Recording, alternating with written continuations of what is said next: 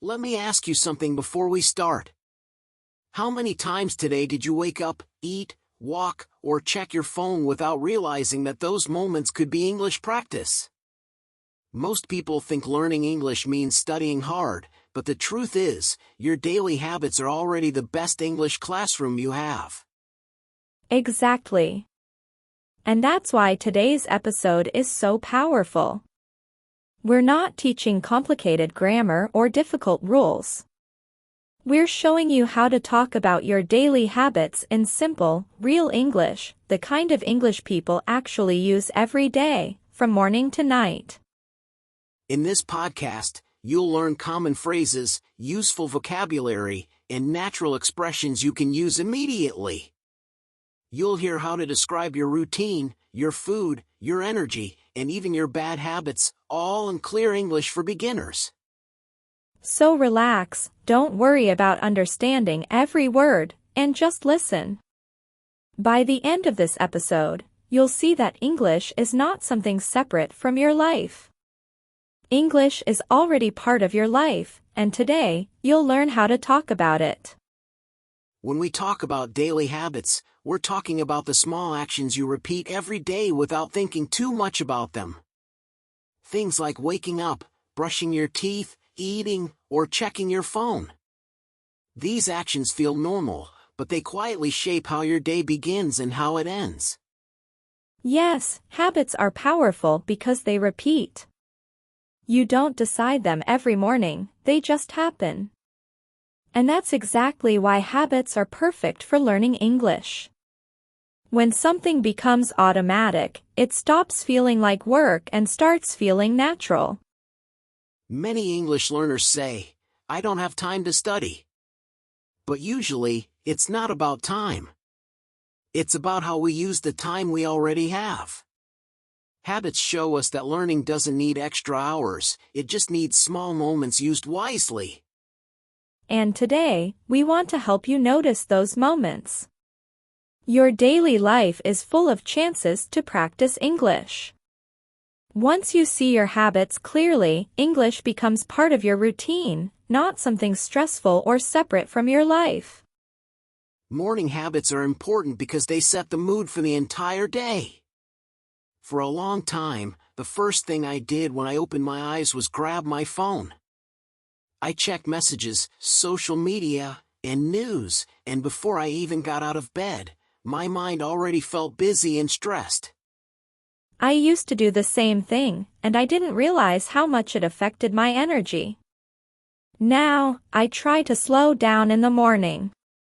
I sit up, take a few deep breaths, and say something simple in English, like, "Today is going to be a good day." It's a small habit, but it changes how I feel. This is where English fits naturally into your life. Morning phrases are simple and very useful. You can say, "I wake up at 7, or I get out of bed, or I stretch my body." These sentences are easy, but they describe real actions you do every day. And the best part is that you don't need to rush or be perfect. Even one sentence in English every morning is enough. Over time, that one sentence turns into 2, then 3, and English slowly becomes part of how you start your day. After the morning starts, breakfast is usually the next habit. I like this moment because it's calm and simple. While I eat, I describe what I'm doing in English. I say things like, "I'm eating toast," or "I'm drinking coffee." These are easy sentences, but they feel real because I'm doing them at that exact moment. I do the same thing, especially with food vocabulary. Words like cereal, eggs, fruit, or juice are everywhere. When you say them while eating, your brain connects the word with the action, and that makes learning much easier and more natural. Then comes getting ready for the day. This part of the morning has very common phrases that beginners really need. I brush my teeth, I take a shower, I get dressed.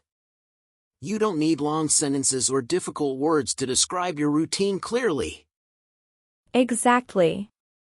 Getting ready is about repetition, and repetition is perfect for language learning. Every morning, you repeat the same actions, and when you repeat the same English phrases with them, English slowly becomes automatic instead of stressful. Now let's talk about leaving the house and going to work or school. For me, this is one of the best moments to practice English because it's usually quiet, and you can turn normal activities into learning. Walking, waiting for the bus, or even riding in the car, these are all chances to listen or speak. Yes, exactly. I like to use this time to listen to podcasts or English music. Even if I don't understand every word, my brain is still learning pronunciation, rhythm, and common phrases. It's like training without even noticing it. Sometimes I also talk to myself while I walk. I describe what I see. I see a red car, it's sunny today, or the park is full of people.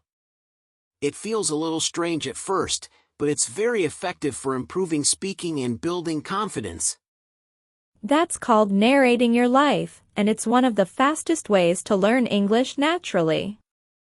You're not memorizing rules, you're just talking about your reality, and your English grows along with your daily actions.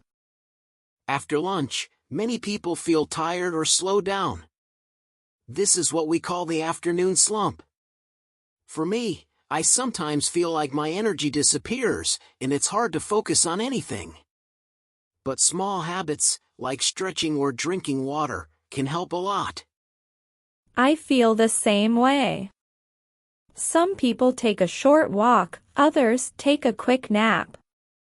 I personally like to stand up, stretch my arms, and move around a little. Even 5 minutes can make a big difference in how I feel and how alert I am.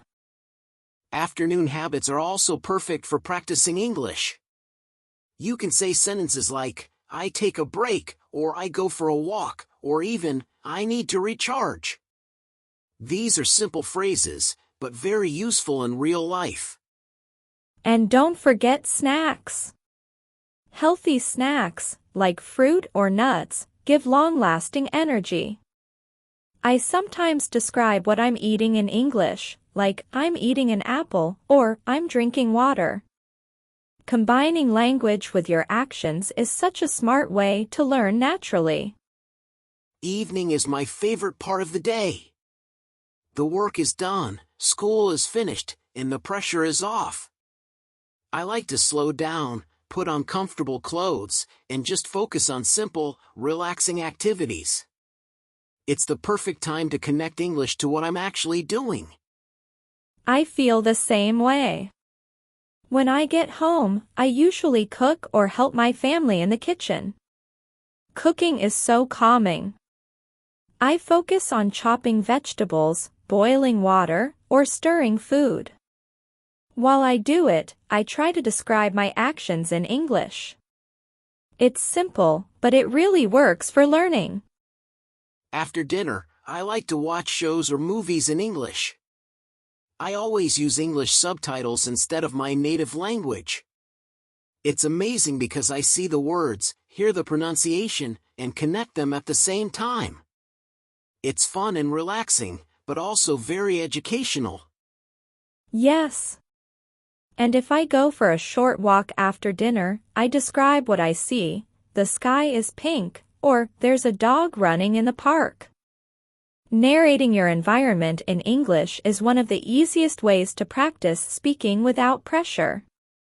You're just observing life and talking about it naturally. Before going to bed, I try to have a calm routine. Using my phone too much makes it hard to sleep, so now I spend 20 or 30 minutes reading a book or listening to quiet music. It helps me relax, and I even describe what I'm doing in English, like I'm reading a story or I'm turning off the lights. I do something similar.